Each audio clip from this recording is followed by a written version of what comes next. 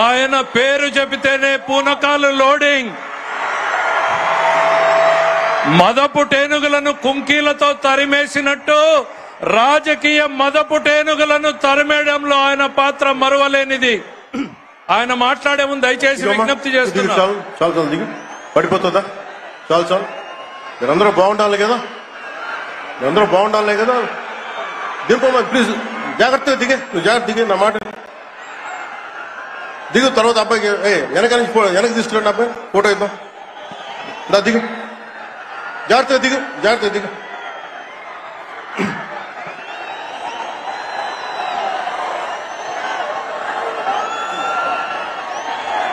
పుట్టపర్తి నారాయణాచార్యులు గారు రచించిన శివతాండవ కావ్యం పుట్టిన నేల, రచించిన నేల, తెలుగు భాష విలువను పెంచిన నేల, ఆడినమ్మ శివుడు పాడినమ్మ భవుడు అని శివతాండవాన్ని వినిపించిన నేల.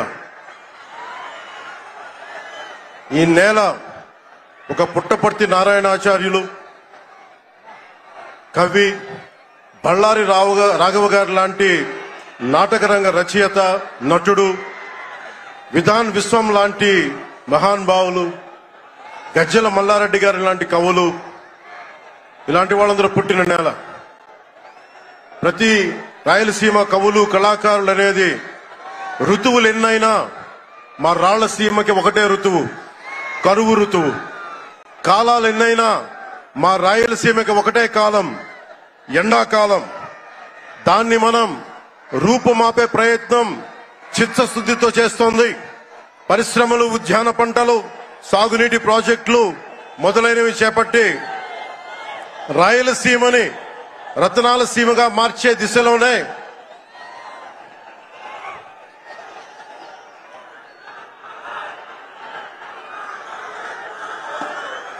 ఈ రోజున మేమందరం గౌరవ ముఖ్యమంత్రి గారి చంద్రబాబు నాయుడు గారి నాయకత్వంలో మేము ముందుకున్నాం. ఈ సూపర్ 6 కార్యక్రమం ఇన్ని వేల కోట్లు ఆర్థిక ఇబ్బందులుండి వీటన్నిటినీ ముందుకు తీసుకురాగలుగుతున్నామంటే మీ భవిష్యత్తు కోసం, యువత భవిష్యత్తు కోసం, మహిళల భవిష్యత్తు కోసం. ప్రతి ఆంధ్రప్రదేశ్ లో ఉన్న ప్రతి ఒక్కరూ బాగుండాలి, మీరు ఆనందంగా ఉండాలి. మీరే అన్నారు, ఆ రోజు మేము అడిగాం, రాష్ట్రం బాగుండాలి, యద్భావం తద్భవతి. మీరు ఎలా ఆలోచించారో మేమందరం కలిసికట్టుగా పార్టీలు వేరైనప్పటికీ రాష్ట్ర హితువు, రాష్ట్ర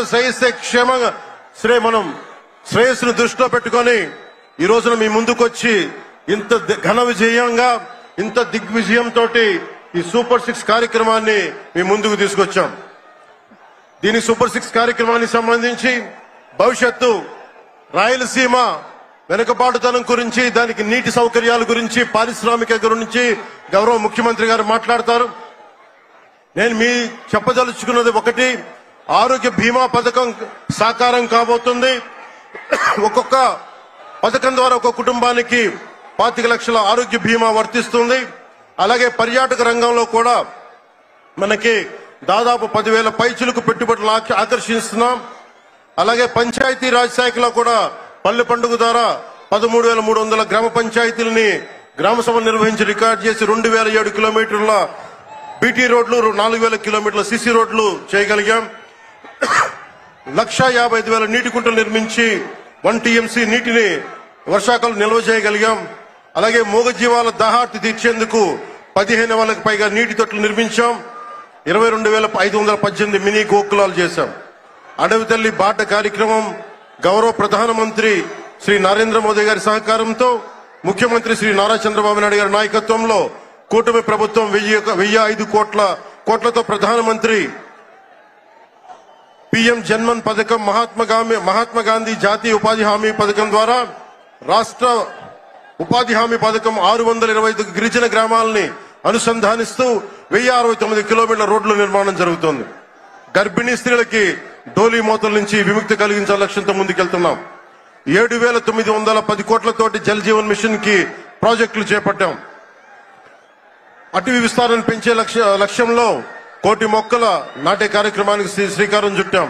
కర్ణాటక ప్రభుత్వానికి నుంచి సహకారంతో 4 కుంకి ఏనుగులను తీసుకొచ్చాం. అలాగే శాంతి భద్రతల పరిరక్షణ వ్యవహారంలో భేదాలు చూడకుండా ముందుకు వెళ్తామని శాసనసభ సాక్షిగా గౌరవ ముఖ్యమంత్రి శ్రీ నారా చంద్రబాబు నాయుడు గారు స్పష్టం చేశాం. నేను అదే మాట చెప్పాను. ఆ మాట కట్టుబడే ముందుకు వెళ్తున్నాం. శాంతి భద్రతలు ఎలాంటి ఆటంకం కలగకుండా ఉన్నప్పుడే రాష్ట్రంలో పెట్టుబడులు పరిశ్రమలు వచ్చి యువతకి ఉపాధి ఉద్యోగ అవకాశాలు లభిస్తాయి. ముఖ్యంగా మన రాయలసీమ యువతకి మీరు ఉపాధి అవకాశాలకు వేరే రాష్ట్రాలకు వెళ్లకుండా మన అనంతపురంలో, మన కర్నూలు, మన కడప, మన చిత్తూరు జిల్లాల్లో మొత్తం ఉపాధి అవకాశం పక్క రాష్ట్రాల నుంచి మనకు వచ్చేలాగా పారిశ్రామికరణ జరగాల దిశగా గౌరవ ముఖ్యమంత్రి నారా చంద్రబాబు నాయుడు గారు ఆధ్వర్యంలో ఆయన నాయకత్వంలో ముందుకు తీసుకెళ్తున్నాం. కూటమి ప్రభుత్వం ప్రతి అడుగులోనూ త్రికరణ శుద్ధితో పనిచేస్తుంది. గౌరవ ప్రధానమంత్రి శ్రీ నరేంద్ర మోదీ గారి వికసిత్ భారత్ విజన్ దిశగా గౌరవ ముఖ్యమంత్రి శ్రీ నారా చంద్రబాబు నాయుడు గారి నాయకత్వంలోని కూటమి ప్రభుత్వం ముందుకు సాగుతూ 2047 నాటికి ఆంధ్రప్రదేశ్ ని దేశంలో నెంబర్ 1 రాష్ట్రంగా తీర్చిదిద్దుతామని మీ అందరికీ తెలియజేసుకుంటూ జై భారత్, జై హింద్.